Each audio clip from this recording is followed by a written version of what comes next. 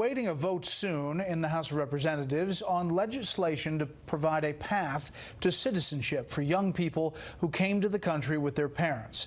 But the law does not apply to some young adults who are now facing deportation from the country in which they grew up. Correspondent David Spunt explains. When I think of America, I think of home. Deep Patel is a proud American who may soon have to leave this country. While he's a legal immigrant, that status was temporary from day one. This is the country I've been in for the last 15 years. This is where my friends are. This is where my family is. He was born in India, but came to the U.S. as a dependent in 2005 from Canada on his parents' E-2 Treaty Investor Visa.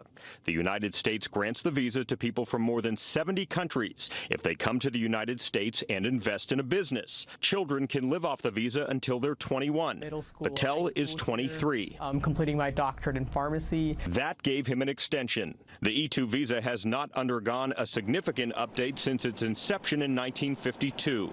I want to right what I think is an unfair situation. That's where Florida Republican Congressman John Rutherford steps in.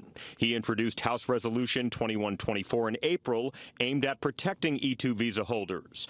Their children would also benefit. Folks talk about legalizing the DACA and the Dreamers. These kids are left out of that conversation. And the DACA and Dreamer kids were brought here illegally. And so it just seems to me like a fairness issue. Rutherford's legislation is co-sponsored by a Democrat. The bill, if signed into law, would allow E-2 children to stay until the age of 26, bumped up from 21. Even though I've been here for 15 years, I can't just apply for citizenship. Patel says if his parents had overstayed their visas, he may be protected under DACA. But since they followed the rules, his future is uncertain. A great idea would be to create a merit-based system which would prioritize children who grow up in the United States and don't have a path to stay. The president recently announced a merit-based plan that does not include E-2 children.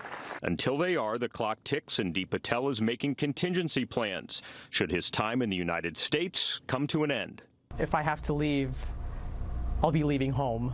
According to Customs and Border Protection, 115,000 people are living with an E-2 visa in the United States. Now, that number does not include kids under the age of 21 who are dependents. The U.S. grants the most E-2 visas to Japanese, Canadian, and Mexican citizens. Brett? We'll follow this story. David, thank you.